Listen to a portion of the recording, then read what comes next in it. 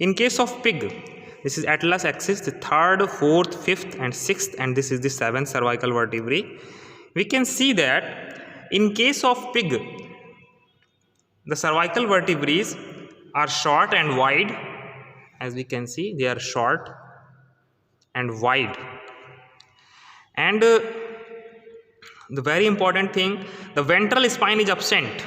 So here we can see ventral spine is absent in this aspect, and bodies are elliptical in cross section. As we can see here, it is elliptical in cross section. If you cut it cross sectionally, it will appear elliptical.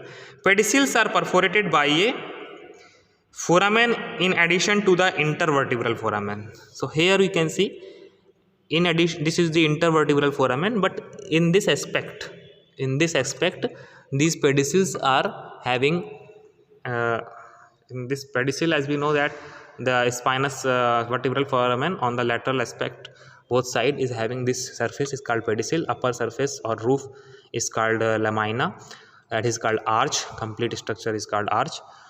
So pedicels are having an additional foramen there in this aspect.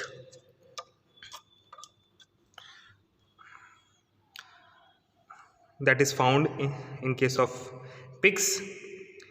And transverse process is divided into two division from third to sixth. So this is second, this is third. So third, fourth, fifth and sixth.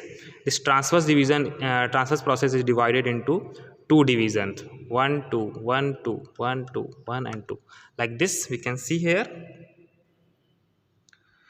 And spine increase in length from third to last. We can see here the spine is increasing in length, and last one is the tallest. Usually two intervertebral foramen in each side of arch are fused.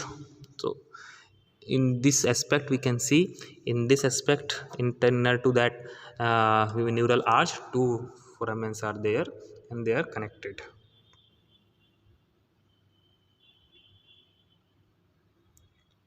On each side, this two intervertebral foramens of each side of arch are found.